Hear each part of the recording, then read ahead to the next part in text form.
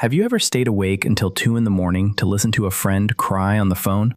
You sit there in the dark, offering them endless patience, comfort, and forgiveness for their biggest mistakes. But the very next day, when you make a tiny, insignificant mistake at work, maybe a typo in an email or a slightly awkward comment in a meeting, you lie awake all night tearing yourself apart. You call yourself a failure. You replay the moment 100 times in your head, unable to let it go. From the outside, society looks at this behavior and gives it beautiful names. They call you selfless. They call you a living saint. You are known as the reliable friend, the peacemaker, the emotional infrastructure of the group.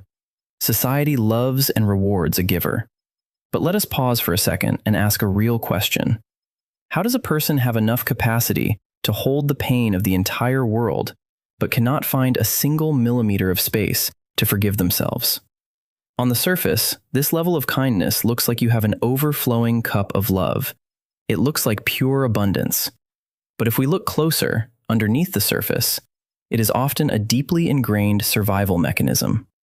You are constantly directing all your attention outward to avoid facing the silence, the fear, and the exhaustion on the inside.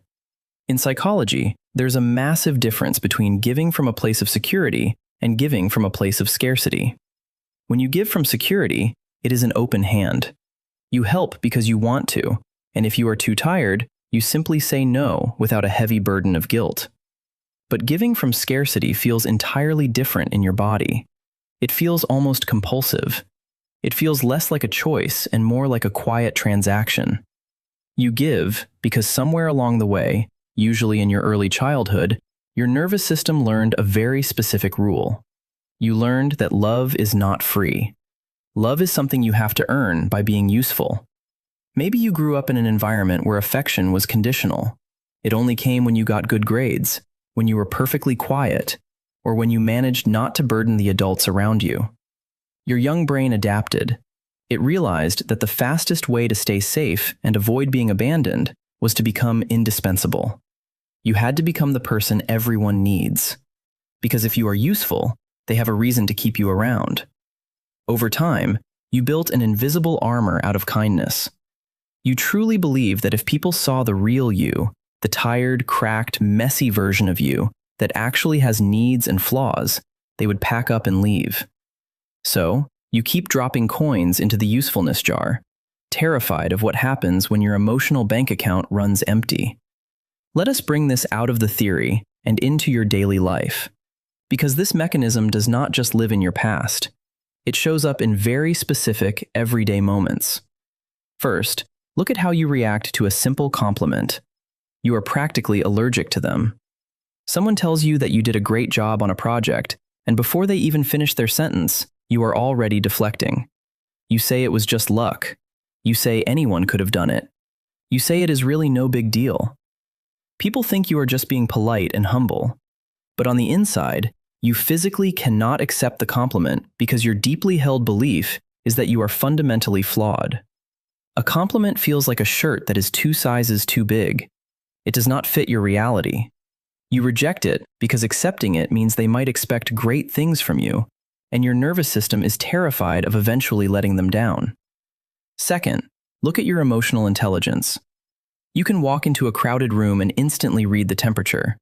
You know exactly who is upset before they even say a word. You notice the slight shift in a friend's tone of voice. You see the tiny frown someone tries to hide behind their coffee cup.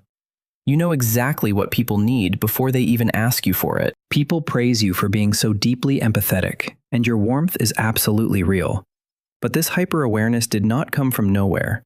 With many people, it is a survival skill dressed up as emotional intelligence. When you spend years having to monitor the moods of unpredictable adults just to feel safe, your nervous system becomes a highly tuned radar. You are constantly scanning the room for threats, reading faces to make sure nobody is mad at you. It is exhausting. You are doing the emotional labor for everyone in the room, holding your breath until you are absolutely sure everyone else is okay. Third, notice what happens when you are the one who is falling apart. You have an infinite capacity to support others, but the moment you get sick or exhausted or emotionally overwhelmed, what do? You completely shut down. You put your phone face down on the desk. You retreat into your quiet room and close the door. Asking a friend to just bring you a bowl of soup or sit with you for 10 minutes feels like an unforgivable crime. You would rather suffer in absolute silence than risk being an inconvenience. Why does it feel so dangerous to ask for help? Because needing help opens a vulnerable door, and your nervous system deeply remembers that the last time you opened that door, nobody was there. Or worse, you were treated like a problem. Your hidden belief is that your usefulness is the only currency you have. If you need something, you are suddenly a liability. You are no longer providing a service. And if you are not useful, your anxious brain tells you that people will finally realize you are not worth keeping around. But let us look at the other side of this. There is a heartbreaking yet incredibly beautiful truth about your behavior. Let us flip the perspective for a minute. Why are you so exquisitely attuned to the pain of others? Why do you know exactly what to say to comfort a friend who is falling apart? Why do you notice the quiet person in the room who feels left out? Because you have deeply felt the crushing weight of having no one notice your pain. You know exactly what it feels like to be overlooked, misunderstood, and left to figure things out entirely on your own in the dark. So, without even realizing it, you unconsciously became the exact person you needed most during those lonely years. You built a safe house for others because you never had one for yourself. I want to be very clear about something. Your kindness is not fake. Your warmth is absolutely real. The love you give to your friends and family is genuine. You are not broken, and you are not just a walking bundle of trauma responses. You are simply exhausted. This survival mechanism, this constant need to be the emotional shock absorber for everyone else, has kept you safe for a long time. But it is currently draining your nervous system down to the last drop. It is a heavy armor to wear every single day. Healing from this pattern does not look like waking up tomorrow morning and suddenly loving everything about yourself. That is not how it works.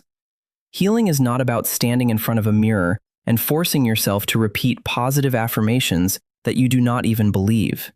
Healing is a very long, quiet, and often uncomfortable negotiation with the critical voice inside your head.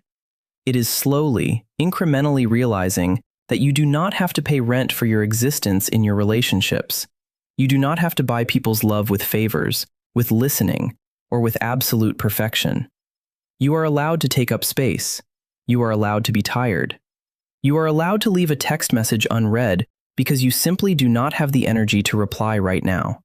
You deserve to receive the exact same quality of gentle care that you so easily give to everyone else. Not as a project, not as a reward for being useful today, but simply because you are a human being and you are here. Take a deep breath and just pause for 3 seconds. Ask yourself this one very honest question. When do you feel most deserving of love? Is it only when you have done something useful for someone else? Or can you believe that you are worthy of love just by sitting there, doing nothing at all? Think about it, and let me know in the comments below. You are definitely not the only one fighting this quiet battle.